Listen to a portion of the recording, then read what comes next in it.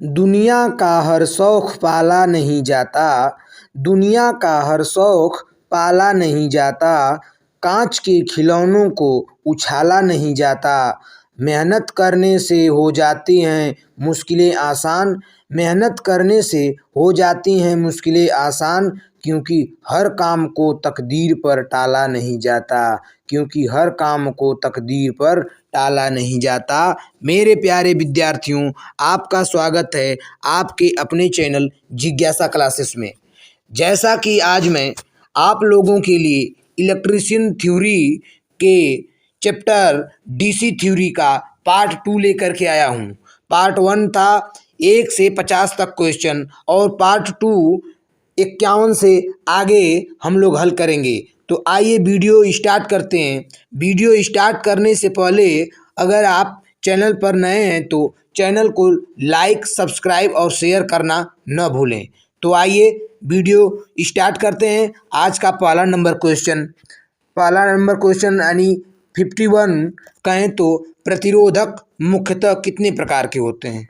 प्रतिरोधक मुख्यतः कितने प्रकार के होते हैं? ऑप्शन ए 2 प्रकार के, ऑप्शन बी 3 प्रकार के, ऑप्शन सी 4 प्रकार के, ऑप्शन डी उपर्युक्त सभी।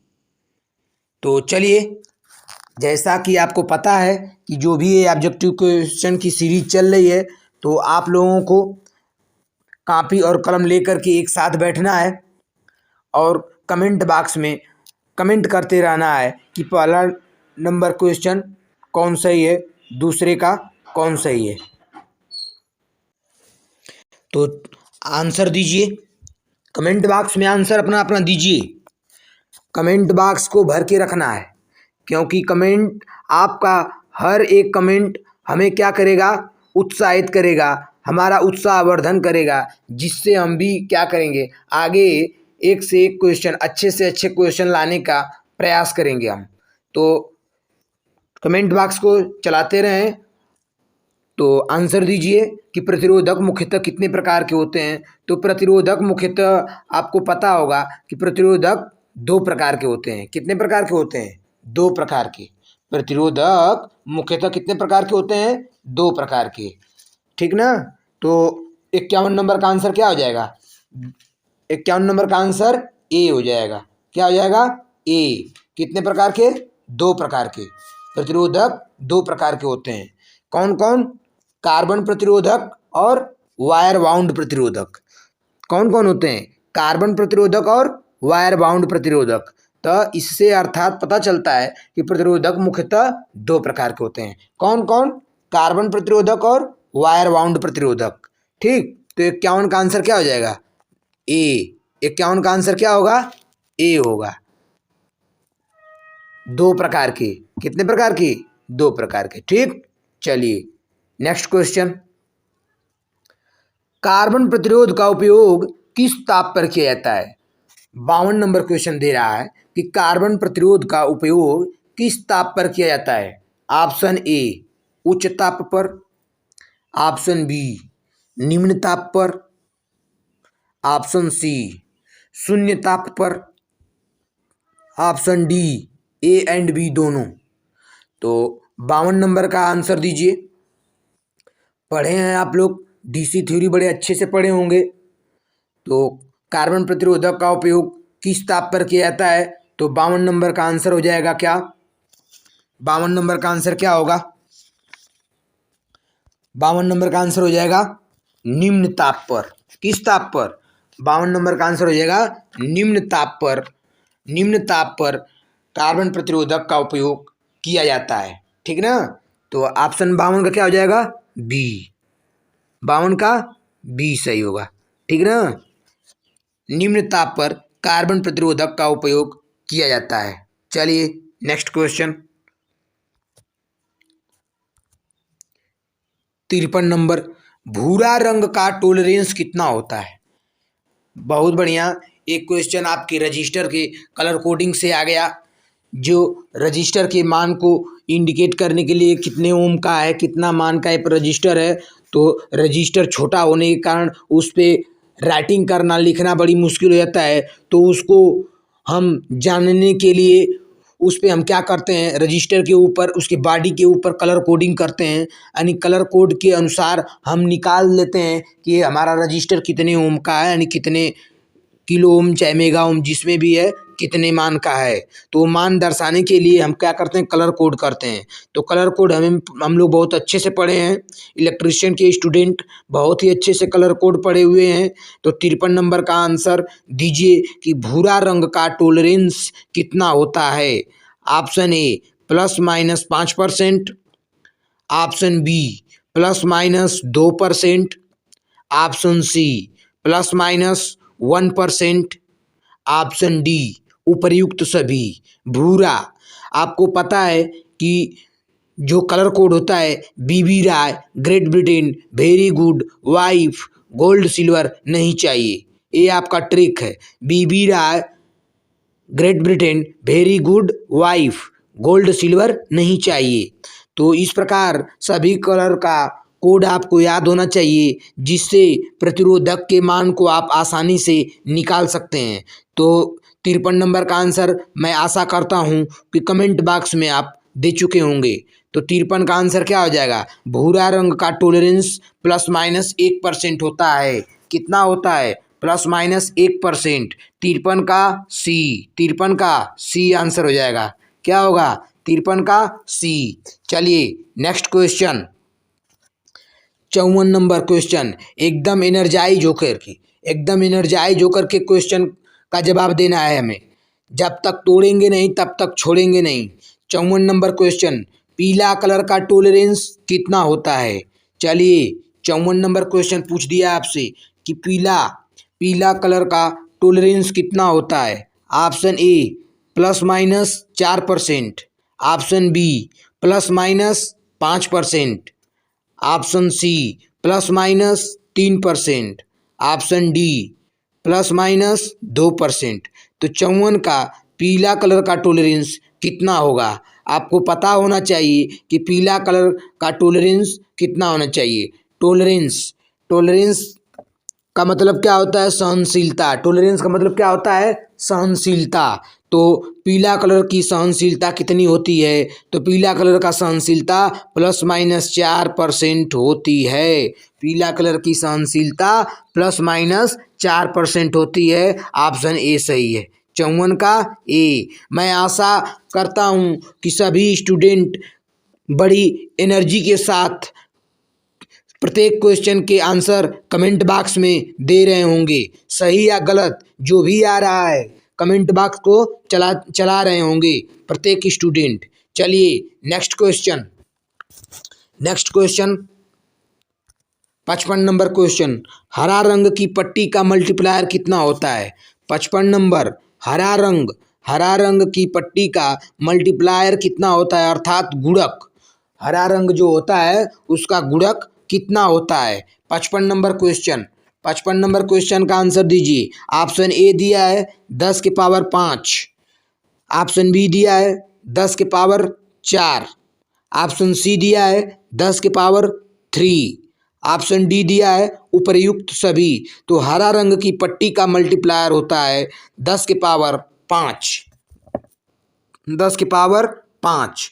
ठीक, 55 नंबर का आंसर हो गया 55 का ए। 55 का ए, हरा रंग की पट्टी का मल्टीप्लायर 10 के पावर 5 होता है। चलिए नेक्स्ट क्वेश्चन 56 नंबर, यदि किसी प्रतिरोधक की दूसरी पट्टी का कलर सफ़ेद है तो उसका कलर कोड कितना होगा। 56 नंबर, यदि किसी प्रतिरोधक के दूसरी पट्टी का कलर सफ़ेद है तो उसका कलर कोड कितना होगा। बहुत ही बढ़िया क्वेश्चन, लल्लन टॉप क्वेश्चन बस आपको घुमाने के लिए इसमें दे दिया गया है कि यदि किसी प्रतिरोधक की दूसरी पट्टी का कलर सफ़ेद है तो उसका कलर कोड कितना होगा। 56 नंबर का, तो सफ़ेद आपको पता है कि BB Roy, Great Britain, very good, wife, gold silver नहीं चाहिए का मीन्स यहाँ है कि नो कलर, नहीं चाहिए का मीन्स क्या है, नो कलर। तो इस बीबी राय,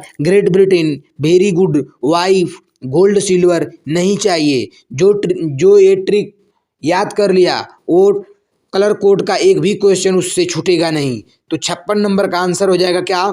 56 नंबर का आंसर हो जाएगा डी 9। क्या हो जाएगा? डी। 56 का डी हो जाएगा, 56 का डी। सफेद कलर का कलर कोड कितना होता है? 9 होता है। कितना होता है? 9। चलिए नेक्स्ट क्वेश्चन 57 नंबर। यदि किसी प्रतिरोधक की प्रथम पट्टी का कलर बैंगनी है, यदि किसी प्रतिरोधक की प्रथम पट्टी का कलर बैंगनी है तो उसका कलर कोड क्या होगा? बैंगनी रंग। कौन सा रंग? बैंगनी। BB Roy, Great Britain, very good, wife, gold silver, नहीं चाहिए। तो बैंगनी कलर के लिए कलर कोड क्या होगा आपको याद होना चाहिए। कमेंट बॉक्स में कमेंट करें कि बैंगनी कलर का कलर कोड कितना होता है। ऑप्शन ए में दिया है 6, ऑप्शन बी में दिया है 5, ऑप्शन सी में दिया है 7, ऑप्शन डी में दिया है उपयुक्त में से यानी कोई नहीं, नन ऑफ दीज। तो 57 नंबर का आंसर हो जाएगा। मैं आशा करता हूँ कि कमेंट बॉक्स में सभी स्टूडेंट अपने कमेंट कर चुके होंगे। तो 57 का आंसर हो जाएगा, 57 का आंसर हो जाएगा क्या? सी 7। कितना होता है? बैंगनी का कलर कोड कितना होता है? 7 होता है। ठीक, 57 का आंसर क्या हो जाएगा? सी हो जाएगा। 57 का आंसर क्या होगा? सी। चलिए नेक्स्ट क्वेश्चन हल करते हैं। 58 नंबर क्वेश्चन। कौन सा क्वेश्चन? 58। सुनहरा कलर का मल्टीप्लायर कितना होता है? बहुत ही अच्छा क्वेश्चन, बहुत ही रिपीटेड क्वेश्चन, प्रतियोगी परीक्षाओं में पूछ लिया जाने वाला, बार बार पूछा जाता है ये क्वेश्चन कि सुनहरा कलर यानी सुनहरा रंग का मल्टीप्लायर कितना होता है। तो चलिए कमेंट बॉक्स में आप लोगों को घुमाने के लिए सब लोग याद करते हैं टॉलरेंस, सब लोग याद करते हैं इसका टॉलरेंस 5%, 10%, 20%। लेकिन इस वीडियो में इस क्वेश्चन को थोड़ा सा आपको जांचने के लिए कि आप अपना माइंड कहाँ तक चला रहे हैं। नहीं, जो जिसका प्रेजेंट ऑफ माइंड काम किया वही 1 नंबर लेकर के जाएगा, अन्यथा प्रेजेंट ऑफ माइंड काम नहीं किया तो क्या करेगा? टॉलरेंस वाले सवाल को समझ करके ऑप्शन गलत करके चला जाएगा। तो सुनहरा कलर का मल्टीप्लायर कितना होता है? तो ऑप्शन ए दीजिए 0.1, option B 0.2, option C 0.01, option D 0.001। तो सुनहरा कलर का मल्टीप्लायर क्या होगा? 58 का 0.1 ए हो जाएगा। 58 का क्या होगा? ए। 58 का ए यानी गोल्डन कलर का मल्टीप्लायर जो होता है 0.1 होता है। गोल्डन कलर का मल्टीप्लायर 0.1 होता है। एकदम साथ साथ पढ़ते, एकदम रटते चले जाइए, एकदम क्वेश्चन को छोड़ना नहीं है। चाहे जिधर से भी पूछे, घुमा फिरा के कैसे भी तोड़ मरोड़ के उसको छोड़ना नहीं है। जब तक तोड़ेंगे नहीं तब तक छोड़ेंगे नहीं। तो 58 नंबर का आंसर हो जाएगा ए, सुनहरा कलर का मल्टीप्लायर 0.1 होता है। चलिए नेक्स्ट क्वेश्चन 59 नंबर क्वेश्चन पूछ दिया है, जस्ट अभी जस्ट पूछ दिया। अभी इसी की बात हो रही थी कि सुनहरा कलर का टॉलरेंस कितना होता है। बहुत ही इम्पॉर्टेंट, VVI करके, एकदम VVI करके इसको अपनी कॉपी में नोट कर लीजिए, कॉपी में नोट कर लीजिए। एकदम रिपीटेड क्वेश्चन, प्रत्येक परीक्षाओं में पूछा जाने वाला क्वेश्चन कि सुनहरा कलर का टॉलरेंस कितना होता है। 59 नंबर प्लस ऑप्शन ए दिया है ±2%, ऑप्शन बी दिया है ±3%, ऑप्शन सी दिया है ±4%, ऑप्शन डी दिया है ±5%, ±5%। तो 59 का आंसर आप लोग दीजिए कि सुनहरा कलर जो है उसका टॉलरेंस कितना होता है, यानी सहनशीलता कितनी होती है सुनहरा कलर यानी गोल्डन कलर का। तो ऑप्शन क्या हो जाएगा? 59 का डी हो जाएगा। कितना परसेंट? ±5%। 59 का क्या हो जाएगा? डी। प्लस माइनस का मतलब ही समझिए कि यानी ±5%, यानी 5% घट भी सकता है और 5% बढ़ भी सकता है। बस यही होता है उसका टॉलरेंस यानी सहनशीलता। 5 ± का मतलब यही है, 5% घट सकता है, 5% बढ़ सकता है। ठीक ना। चलिए नेक्स्ट क्वेश्चन, 60 नंबर क्वेश्चन हल करते हैं। सिल्वर कलर, सिल्वर कलर का टॉलरेंस कितना होता है? चांदनी, यानी चांदी जो चांदनी रंग जो होता है चांदी के कलर का, जिसे सिल्वर कलर का टॉलरेंस कितना होता है। अब तक तो आपसे पूछ रहा था सुनहरा अर्थात गोल्डन कलर, तो अब पूछ रहा है चांदनी, चांदनी अर्थात सिल्वर कलर का टॉलरेंस कितना होता है। तो सिल्वर कलर का टॉलरेंस का आंसर दीजिए आप लोग। ऑप्शन ए दिया है ±2%, ऑप्शन बी दिया है ±5%, ऑप्शन सी दिया है ±20%, ऑप्शन डी दिया है ±10%। तो जैसा कि पिछले क्वेश्चन में आपसे गोल्डन का पूछा था जिसका आंसर था ±5% टॉलरेंस होता है, तो सिल्वर का होता है ±10%, ±10%। तो आंसर कौन सा सही हो गया? 60 का डी। क्या हो गया? 60 का डी, सिल्वर कलर का टॉलरेंस ±10% होता है। 60 नंबर का आंसर डी होगा। ठीक ना। चलिए नेक्स्ट क्वेश्चन, कमेंट बॉक्स को चलाते रहें भाई, कमेंट बॉक्स को ढीला ना छोड़ें, कमेंट को करते रहें कि 61 नंबर, 60 नंबर, 59 नंबर, 58 नंबर, इन सबों का आंसर क्या क्या आप लोग दे रहे हैं।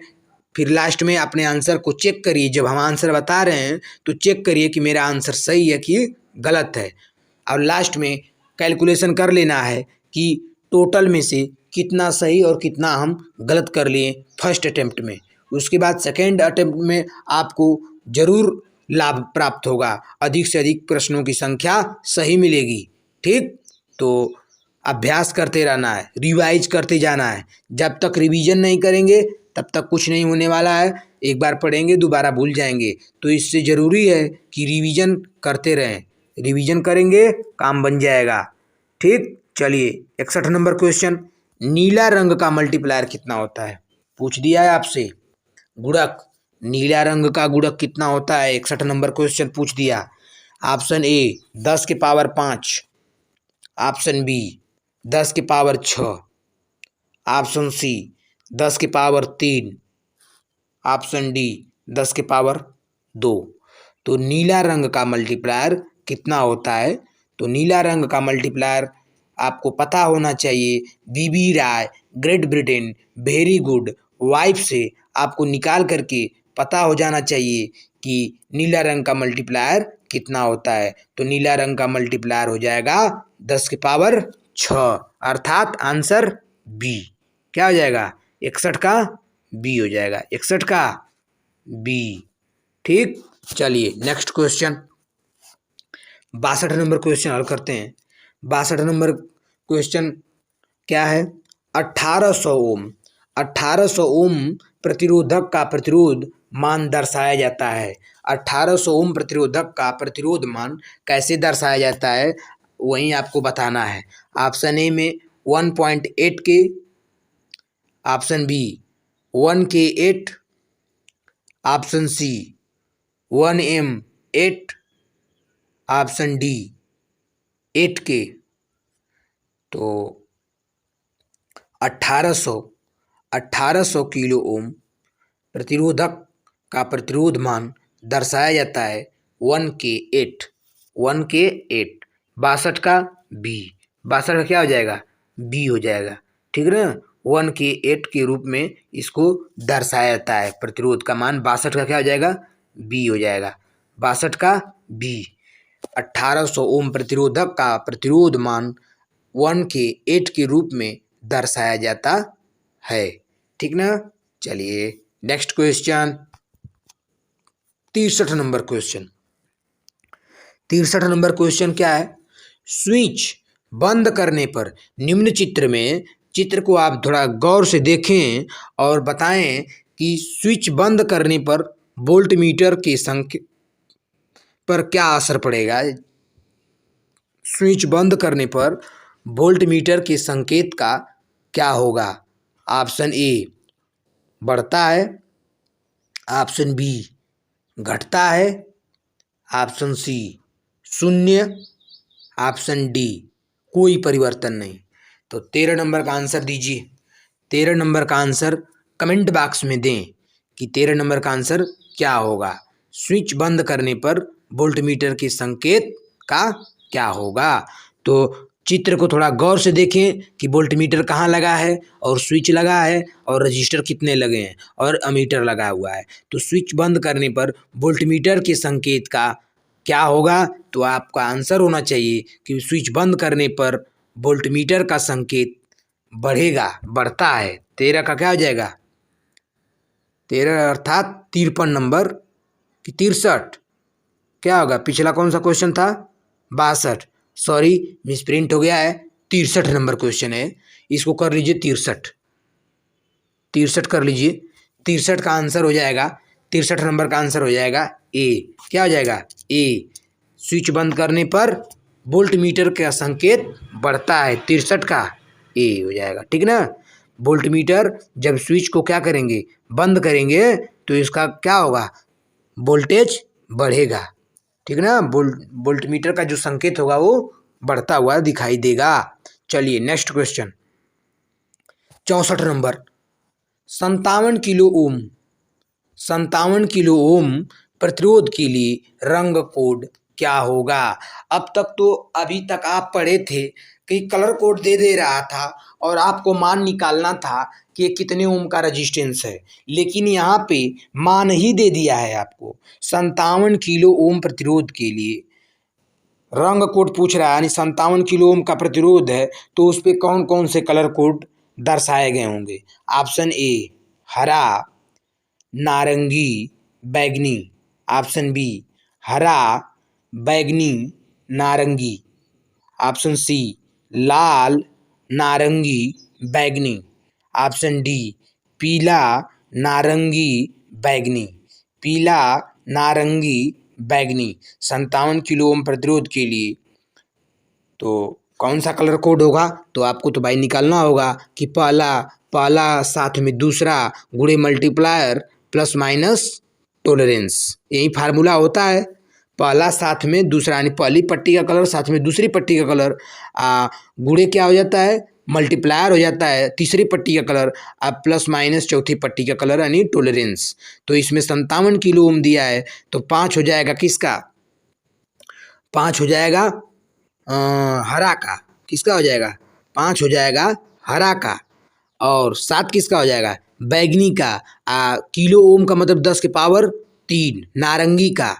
तो इसलिए 57 किलो ओम प्लस माइनस चौथी पट्टी पे कोई कलर नहीं दिया है तो इसका मतलब कि 64 नंबर का आंसर हो जाएगा हरा, बैगनी और नारंगी। पहली पट्टी का कलर हरा, दूसरी पट्टी का कलर बैगनी, तीसरी पट्टी का कलर नारंगी होगा। जो हमारा रजिस्टर होगा 57 किलो ओम का, उसके ऊपर पहली पट्टी हरी, दूसरी पट्टी बैगनी, तीसरी पट्टी नारंगी कलर की होगी। तो 64 का आंसर क्या हो जाएगा, बी हो जाएगा। क्या हो जाएगा, 64 का बी। चलिए नेक्स्ट क्वेश्चन 65 नंबर क्वेश्चन। अंतरराष्ट्रीय ओम का वर्णन करते समय रजिस्टेंस का मान निम्न वस्तु का मानक है। यानी अंतरराष्ट्रीय ओम का वर्णन करते समय जो रजिस्टेंस का मान है निम्न वस्तु के मानक पर निर्भर करता है। तो किस पे निर्भर किया, किसको मानक रखा गया। तो ऑप्शन ए कॉपर के घन, ऑप्शन बी कार्बन की घन, ऑप्शन सी पारे की निश्चित ऊंचाई, ऑप्शन डी एक धातु के तार की निश्चित लंबाई। तो 65 नंबर आंसर हो जाएगा पारे की निश्चित ऊंचाई। 65 का आंसर क्या हो जाएगा, 65 का आंसर सी हो जाएगा। 65 का सी, पारे की निश्चित ऊंचाई का मानक रखा गया है किसके लिए, एक अंतर्राष्ट्रीय ओम के लिए। एक अंतर्राष्ट्रीय ओम के लिए मानक रखा गया, रेजिस्टेंस के लिए मानक है पारे की एक निश्चित ऊंचाई के माना गया है। ठीक ना। तो 65 नंबर का आंसर हो जाएगा सी, 65 का हो जाएगा C. Next question 66 number question. किसी पदार्थ का स्पेसिफिक रेजिस्टेंस किस इकाई में मापते हैं। किसी पदार्थ का स्पेसिफिक रेजिस्टेंस किस इकाई में मापते हैं। Option A ohm, option B mho, option C ohm per centimetre, option D centimetre पर ओम। 66 66 नंबर, किसी पदार्थ का स्पेसिफिक रेजिस्टेंस किस इकाई में मापते हैं? तो 66 का आंसर क्या होगा? किसी पदार्थ का स्पेसिफिक रेजिस्टेंस किस इकाई में मापते हैं? तो आपका आंसर होना चाहिए क्या? ओम प्रति सेंटीमीटर।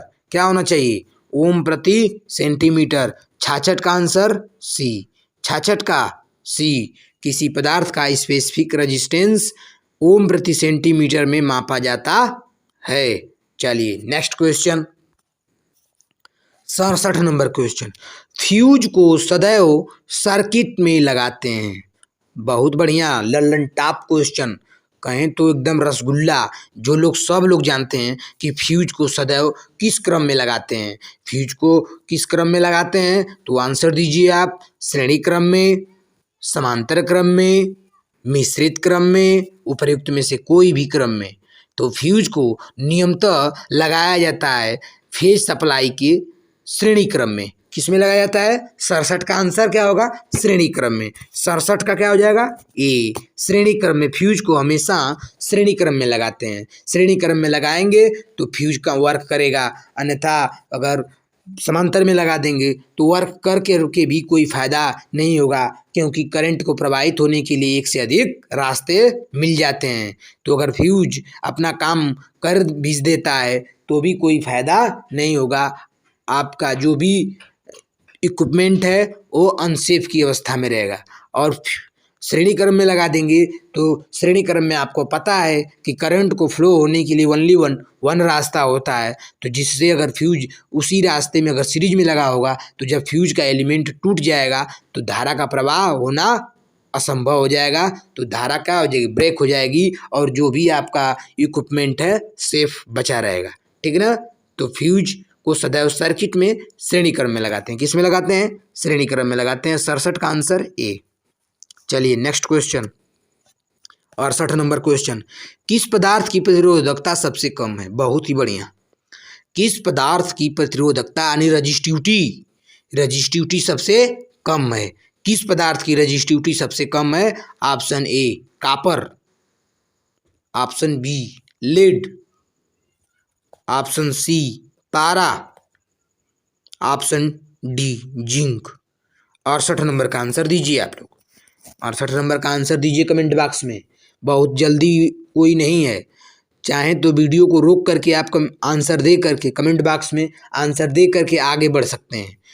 क्वेश्चन को गौर से पढ़ें पहले कि किस पदार्थ की प्रतिरोधकता सबसे कम है। ऑप्शन ए दिया है कॉपर, ऑप्शन बी दिया है लेड, ऑप्शन सी दिया है पारा, ऑप्शन डी दिया है जिंक। ठीक, तो आपको पता है कि 68 नंबर का आंसर कि कॉपर की प्रतिरोधकता इनमें सबसे कम है। लेड पारा जिंक से कम है किसकी प्रतिरोधकता? कॉपर की प्रतिरोधकता। कॉपर की प्रतिरोधकता दिए गए में सबसे क्या है? कम है। 64 का ए हो जाएगा। 64 का ए, सॉरी 68 का ए हो जाएगा आंसर। सॉरी 68 का ए, यानी कॉपर की प्रतिरोधकता सबसे कम है। ठीक है ना? लेड के और पारा और जिंक के अनुसार क्या है? कम है। ठीक है ना? चलिए next question, 69 number question. 69 number question हम लोगों को पढ़ना है कि निम्न में से किसका निगेटिव टेम्परेचर कोफिशिएंट होता है, यानी एनटीसी।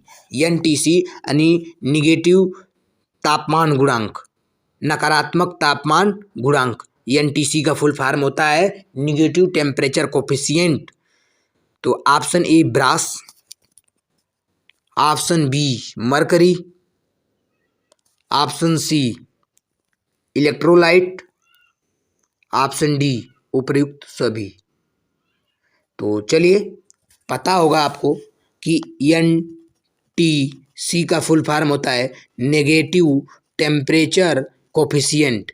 ठीक, नेगेटिव टेम्परेचर कोफिशिएंट यानी ऋणात्मक, क्या हो जाएगा हिंदी इसका? ऋणात्मक तापमान गुणांक। ऋणात्मक तापमान गुणांक। इसका मतलब मीन्स ये है कि ऋणात्मक तापमान गुणांक का कि तापमान जितना बढ़ेगा रजिस्टेंस उतना ही क्या होगा, घटेगा। तापमान अगर बढ़ाएंगे तो रजिस्टेंस घटेगा और तापमान घटाएंगे तो रजिस्टेंस बढ़ेगा। इसी को बोलते हैं एनटीसी। तो ब्रास, ब्रास ऐसी धातु है जिससे क्या होगा, जिसका तापमान बढ़ाने पर इसका रजिस्टेंस भी क्या करता है, रजिस्टेंस भी घटता है। तो तापमान अगर बढ़ाएंगे तो ब्रास का रजिस्टेंस और घटता जाएगा, ठीक है ना। तो 69 नंबर का आंसर क्या आ जाएगा, 69 नंबर का आंसर हो जाएगा, सॉरी 69 नंबर का आंसर ब्रास का तो बढ़ता है ना। ब्रास का टेम्परेचर कोफिशिएंट क्या है, पॉजिटिव है। पॉजिटिव टेम्परेचर पीटीसी में आएगा, मरकरी भी पीटीसी में आएगी, यानी पॉजिटिव टेम्परेचर कोफिशिएंट। यानी तापमान बढ़ा रहे हैं तो रजिस्टेंस का मान भी क्या करेगा, बढ़ेगा। और एनटीसी में क्या होता है, तापमान बढ़ाएंगे तो रजिस्टेंस भी क्या करेगा, घटेगा। उल्टा होता है, एक दूसरे के तापमान के विपरीत होता है। मरकरी भी क्या है, मरकरी भी तापमान बढ़ाने पर इसका रजिस्टेंस बढ़ता है। लेकिन इलेक्ट्रोलाइट, इलेक्ट्रोलाइट ऐसे है जिसका निगेटिव टेम्परेचर कोफिशिएंट होता है, जिसमें तापमान बढ़ाने पर इलेक्ट्रोलाइट का रेजिस्टेंस क्या करता है, घटता है। तो 69 नंबर का आंसर हो जाएगा सी, 69 का आंसर हो जाएगा सी। चलिए तो नेक्स्ट क्वेश्चन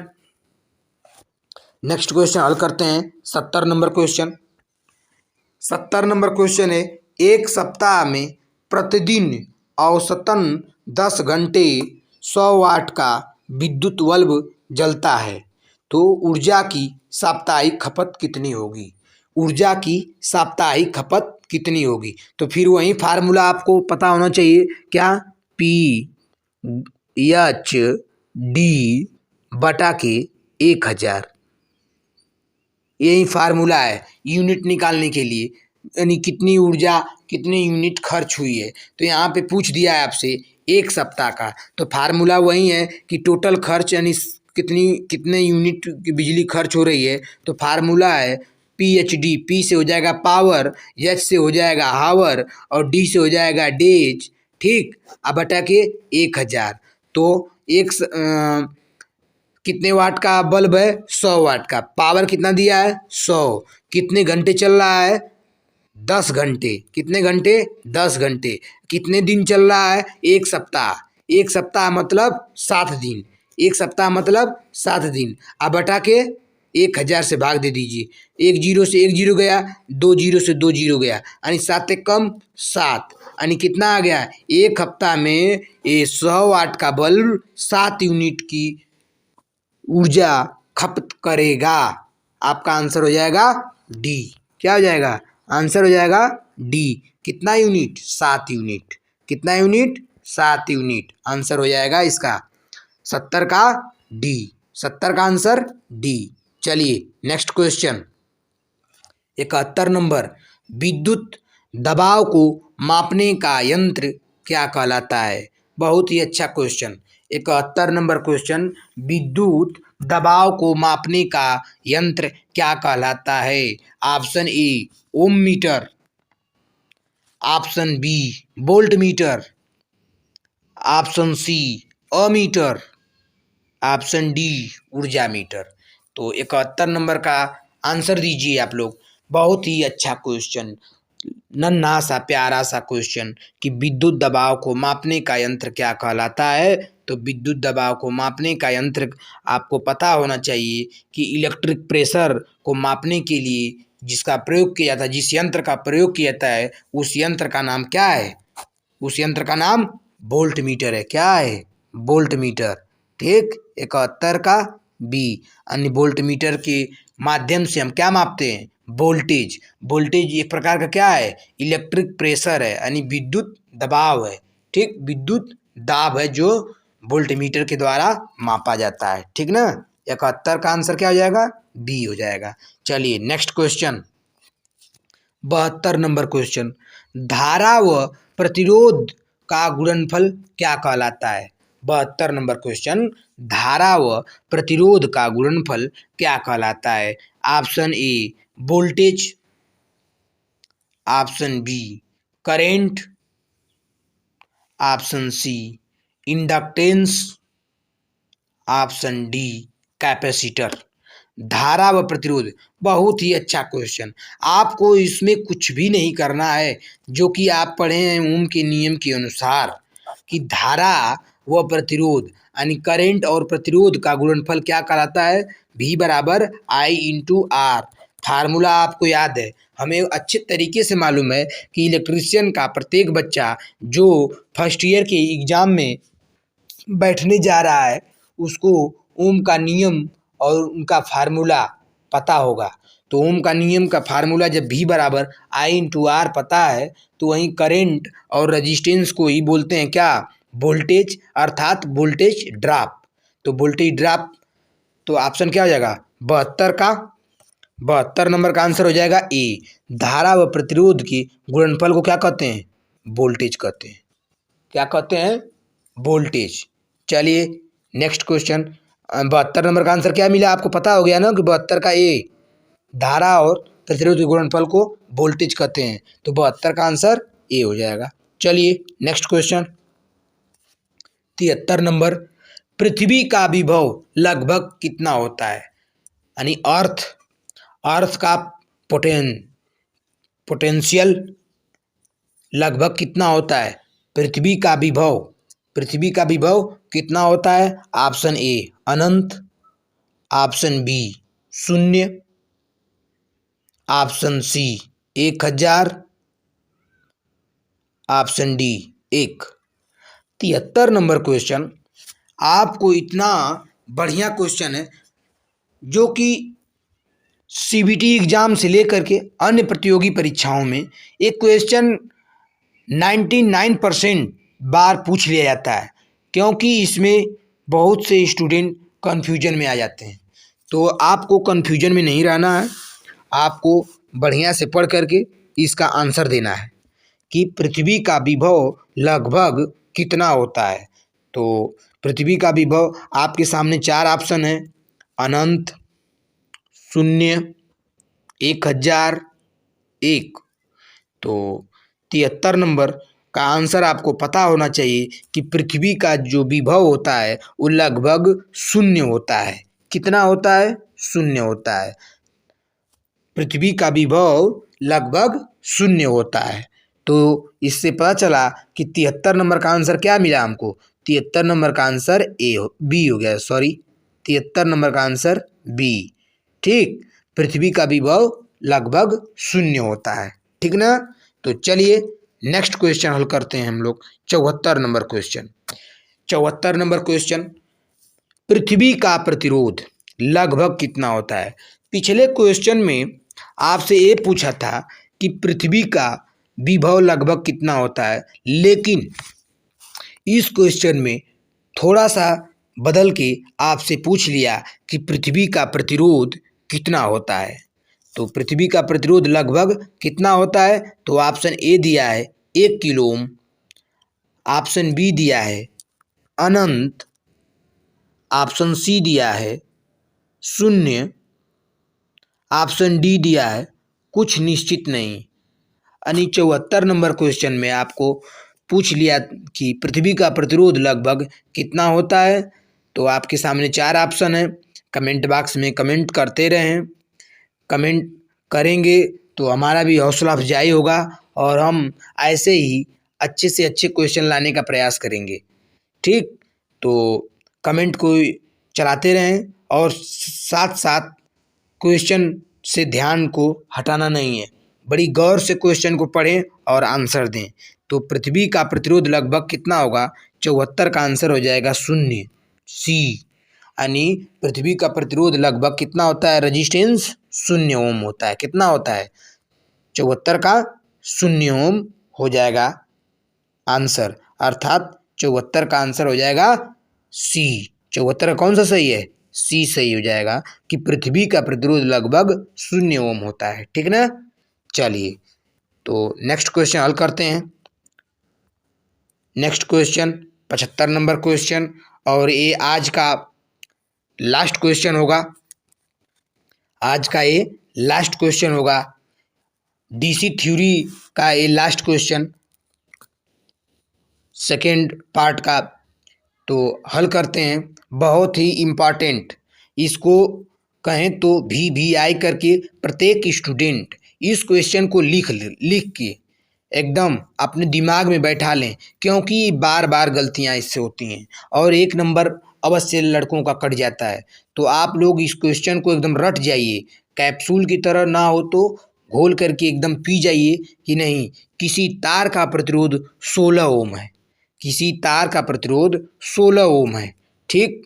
उसे एक वृत्त में मोड़ा गया, उसे एक वृत्त में मोड़ा गया, उसकी व्यास की किन्हीं दो बिंदुओं के बीच का प्रतिरोध कितना होगा। बहुत ही अच्छा क्वेश्चन।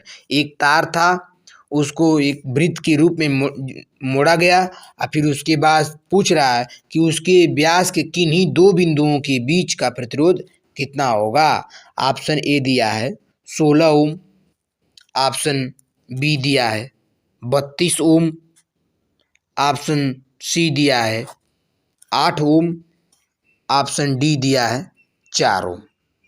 तो चलिए आंसर दीजिए आप लोग बड़ी गौर से। एक तार है, तार का प्रतिरोध कितना है 16 ओम है, 16 ओम है, और इस तार को एक वृत्त के रूप में मोड़ दिया गया। किसके रूप में मोड़ दिया गया?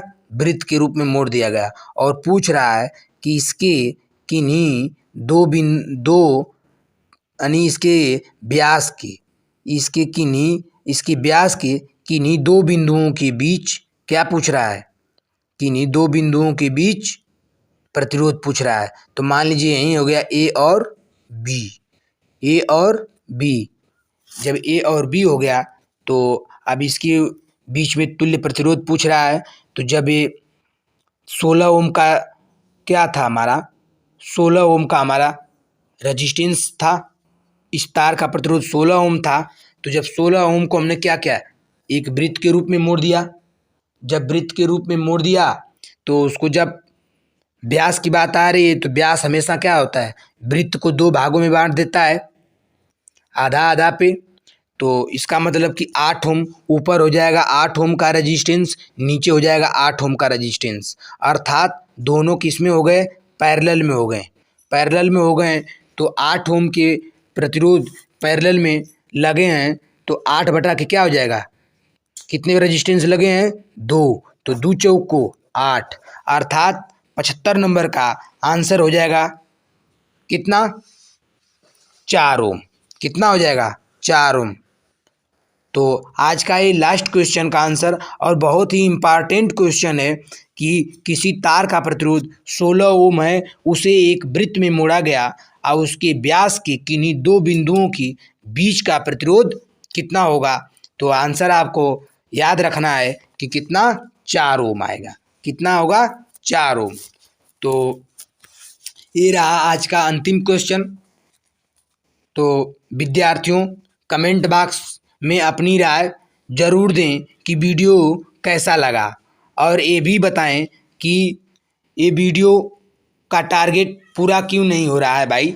जो हम लाइक रखे हैं 500 लाइक का, आखिर कोई कमी है? अगर क्वेश्चन में कमी दिख रही है, चाहे कोई भी डिसएडवांटेज अगर इस क्वेश्चन से हो रहा है, अगर इस वीडियो से, तो उसको बताएं कि आखिर लाइक क्यों नहीं पूरा हो रहा है। हम लोग एक वीडियो का लाइक रखें कम से कम 500 लाइक का, क्योंकि बिना टारगेट का काम कोई होने वाला नहीं है। तो टारगेट पूरा कैसे होगा? टारगेट पूरा होगा, हम आपके पास जो भी स्टडी से रिलेटेड ग्रुप है, व्हाट्सएप, फेसबुक, उस पर हम क्या करेंगे, शेयर करेंगे, ठीक। तो प्लीज़ कमेंट बॉक्स में अपनी राय जरूर दें कि ये वीडियो कैसा लगा। धन्यवाद।